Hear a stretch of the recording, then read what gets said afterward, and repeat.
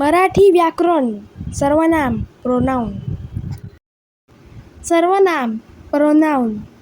सर्वनाम म्हणजे नामाऐवजी वापरला जाणारा शब्द.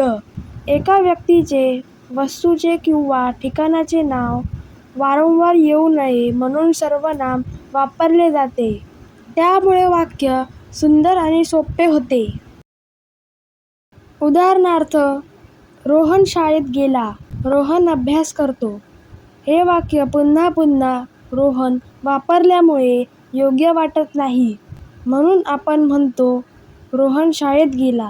तो अभ्यास करतो. येथे तो हा शब्द रोहन या नामाऐवजी वापरला आहे म्हणून तो हे सर्वनाम आहे. काही सर्वनामे: मी, आम्ही, तू, तुम्ही, तुम्हाला, तो, ती, ते, त्या, त्यांना, हा, ही, हे, जो, जी, जे, काही, कोण, आपण, स्वतः, काय इत्यादी. सर्वनामाची आणखी काही उदाहरणे: मी रोज शाळेत जातो. इथे सर्वनाम आहे मी.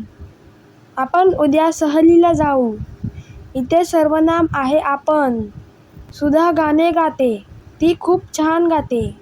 इथे सर्वनाम आहे ती. तुम्ही वेळेवर या. इथे सर्वनाम आहे तुम्ही. पक्षी झाडावर बसले होते. त्यांचा किलबिलाट चालू होता. इथे सर्वनाम आहे त्यांचा.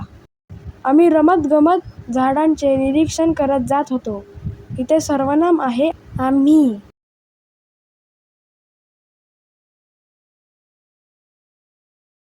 So friends, if you like this video, please subscribe my channel and don't forget to press the bell icon. Thank you friends and bye bye.